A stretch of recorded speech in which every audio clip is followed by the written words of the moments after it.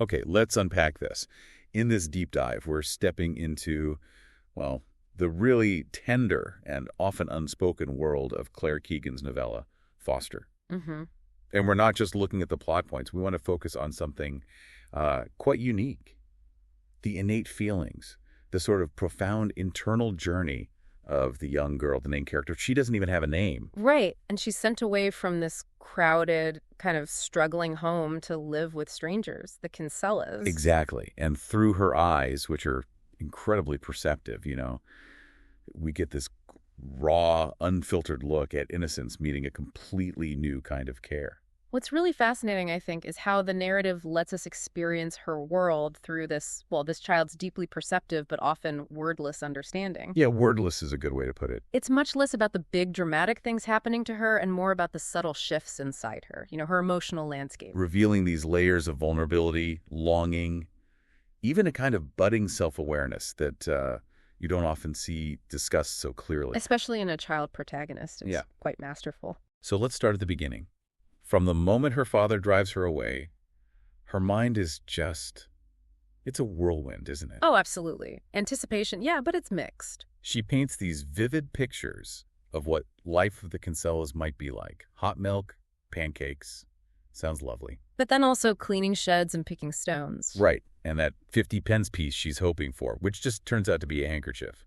It's this mix of childhood fantasy and a pretty harsh reality check all rolled into one. And if you connect that to the bigger picture, it really highlights how kids often fill those gaps in information, those voids, with scenarios that swing between optimistic and, pessimistic. So it immediately sets her up as someone who's learned to expect, anything, really, good or bad. Exactly. It speaks volumes about her prior experiences, doesn't it? She's braced for disappointment even as she hopes for something better. That handkerchief moment is small, but it's quite telling. And then her arrival. That's equally revealing. She catches her reflection. Sees herself wild as a gypsy child with my hair all loose. Yeah, that flash of self-perception. It suggests she's already sort of aware of how she might appear to others. A certain self-consciousness, maybe? And then almost immediately, she clocks that Mr. Kinsella looks nothing like my mother's people. Which makes her wonder if they've even come to the right household.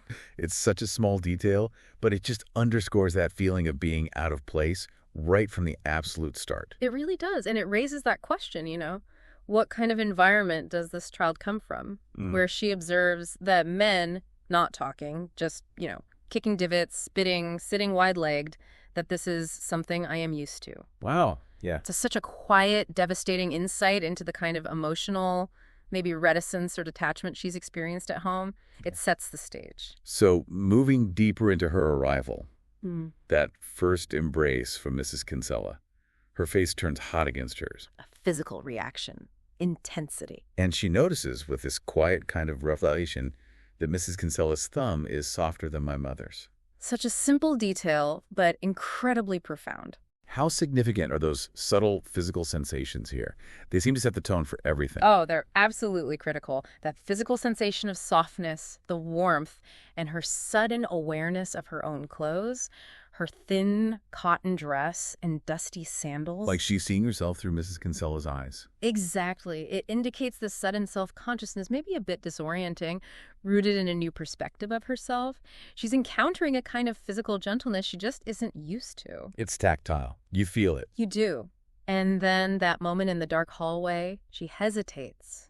And Mrs. Kinsella hesitates with me. That mirroring. Patience. Yes, empathy, patience. Meeting her where she is, not rushing her. It's maybe the first sign that someone is actually seeing her. Okay, now here's where it gets, for me, really interesting and just incredibly poignant. The bath scene. Ah. The water's too hot initially, right? But her thinking, Hmm.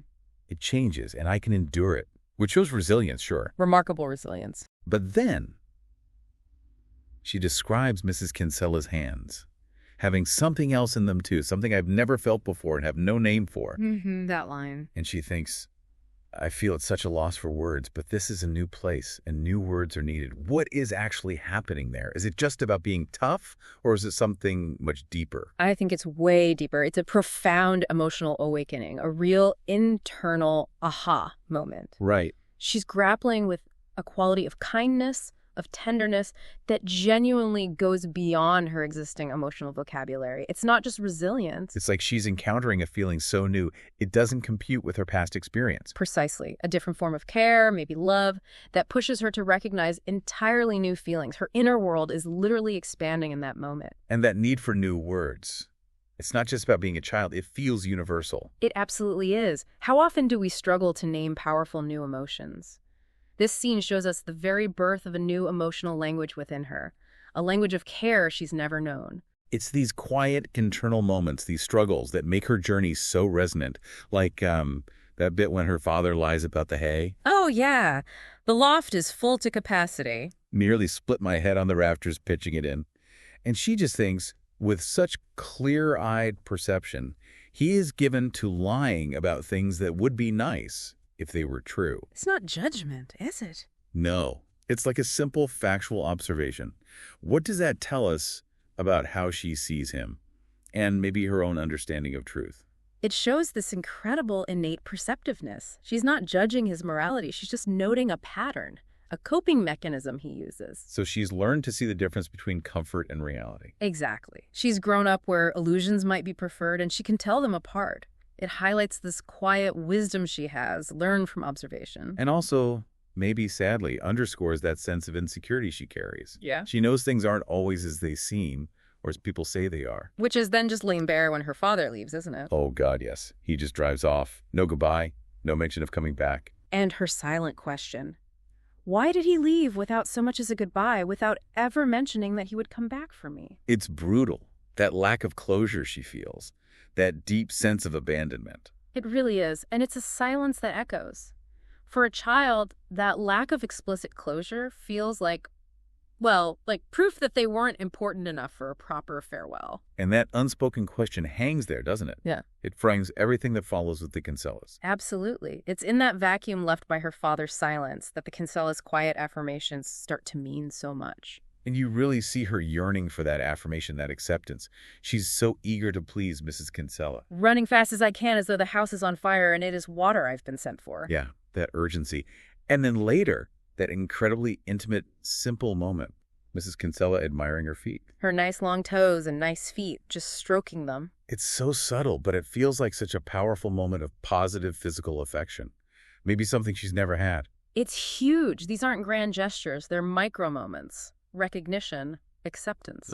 That running, it shows how much she wants to be useful, valuable. Exactly. And the foot stroking. For a child who probably hasn't had much gentle, just because physical touch, it's a revelation. It affirms her physical self, her being, in a way she maybe hasn't felt before. It's like building blocks of self-worth. Quietly, yes. Foundational acts of nurturing. This quiet journey keeps unfolding.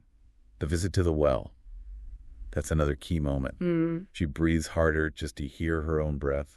It feels almost primal, like she needs to confirm her own existence. Yearning for self-presence, definitely. And then the description of the water tasting. Of my father leaving, of him never having been there, of having nothing after he was gone. Wow. That's not just taste, is it? It's something else entirely. It's profound emotional synesthesia. Keegan links a physical sensation directly to her deepest emotional voids. The feeling of absence, neglect, made tangible. So you understand how deeply her past lack affects her present feelings. Exactly. And that act of breathing harder, wanting to hear her breath. It's this raw, instinctual attempt to ground herself, to feel herself exist in a world that maybe hasn't paid her much attention. And what about on the walk back from the well? That complex thought she has. Yes. She feels she has Mrs. Kinsella balanced. Right, concluding the woman must ordinarily fetch 2 buckets when she's alone. A sense of importance there. Being helpful. But then she thinks she's sad because I can't remember a time. And happy, too, because I cannot. What is going on there? Sad and happy about forgetting. It's such a crucial insight, a real moment of internal shift. This new feeling being needed, being valuable enough to help Mrs. Kinsella balance the load. It's so profound, so overwhelming. It starts to push out the old feelings, or the lack of feelings. Exactly. It eclipses the memory of that less cared for past. So she's sad for the absence of this feeling before, acknowledging what she missed out on. Okay, I see. But she's also deeply happy that this new, fulfilling experience is happening now. It's present. That's incredibly complex emotional processing for a child. It shows an emotional intelligence way beyond her years, holding grief for what was lacking and joy for what's found simultaneously. It speaks to healing, doesn't it? New beginnings. But this growing sense of belonging, this new reality, it gets challenged pretty brutally at the wake. Oh, the wake. Yeah. She's sitting on Kinsella's lap, a bit bored, with that childlike, morbid curiosity, hoping his eyes will open on the dead man. A fascination with the stillness. But the real shock, the emotional pivot of the whole story, is when Mildred just casually drops that bombshell. About the Kinsella's son dying in the slurry tank. And that our narrator has been wearing his clothes the whole time. Ugh, devastating. And the narrator can think of little else, and she wonders at her laughing like this. Mildred laughing as she tells it. And how I never put it all together. How does that just flip everything for her? It shatters everything. Her innocent acceptance of the clothes, the kindness, it's completely reframed. It wasn't just generosity. No, it transforms into something far deeper.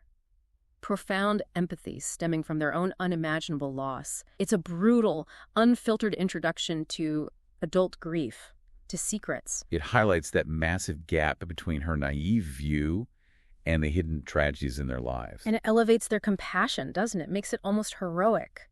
She starts to grasp the depth of their kindness, where it comes from. It's a loss of innocence, sure, but also the start of understanding a deeper kind of love. Yeah, it's so much for her to carry.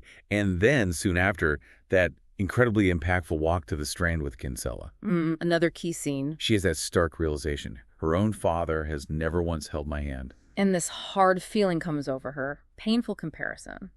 But then as Kinsella quietly adjusts his steps to walk in time with her, she starts to settle and let the difference between my life at home and the one I have here be what's happening there, that acceptance. It's a huge moment of internal integration. She doesn't fight the pain about her father or resist the newness of this world. She just allows herself to be in that contrast. Acknowledging the difference. Yes, recognizing Kinsella's quiet, attentive care for what it is, something her father never offered, and accepting that difference without needing immediate anger or judgment. It's real emotional maturity. And then his advice. You don't ever have to say anything. And many's the man lost much just because he missed a perfect opportunity to say nothing. It's not just about keeping secrets. It empowers her. It gives her a new way to communicate, a form of self-preservation, strength in holding her own counsel. Quiet self-possession. Which leads to that final embrace, Kinsella holding her as though I were his own. After she sees the third light blinking out at sea, it feels like the absolute culmination, belonging, acceptance. She's truly taken in. Absolutely. That third light often symbolizes new hope, a new perspective, something beyond what was first seen, and here it just perfectly aligns with that feeling of becoming his own. It transcends blood ties. Completely. It solidifies her sense of self, her place. She's seen, valued, loved, not just as a foster child, but as, well, as theirs, in that emotional space. And then, almost cruelly, she's taken home. The house feels damp and cold. The contrast is immediate and stark. Her mother asks, "You've grown." Simple enough, but then sharply questions her daughter's simple yes. Yeah, that immediate return to a less nurturing, less trusting environment. Even a simple answer is suspect. But our narrator, she has changed. She refuses to reveal the truth about falling in the well or the full depth of the Kinsella's kindness. She thinks, what happened is not something I need ever mention. It is my perfect opportunity to say nothing. The silence, using Kinsella's wisdom. It's fascinating. It really demonstrates her transformation. She's internalized his advice, not as a rule, but as, well, an understanding of dignity, protection. For herself or for them. Both, I think. Her silence isn't fear. It's quiet, powerful self-possession. She knows some experiences are too precious, too sacred to expose to an environment that just wouldn't get it. And that final run towards Kinsella, feeling her heart in my hands. Carrying it along swiftly, as though I have become the messenger for what is going on inside of me. It's such a physical expression of her emotional self-knowledge. She knows what she carries now. And that cry, Daddy, recognizing him as her true emotional anchor. As the Kinsellas cry, not for one now, but for two, it's heartbreaking, but also beautiful. They're mourning their son, yes, but also her leaving, acknowledging the profound place she filled. And that really is, I think, a deep dive into those unspoken emotional layers of foster.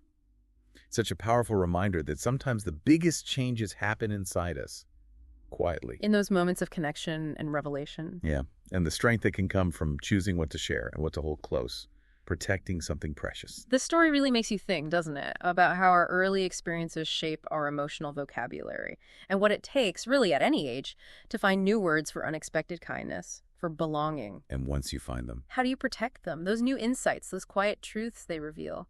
Something to consider.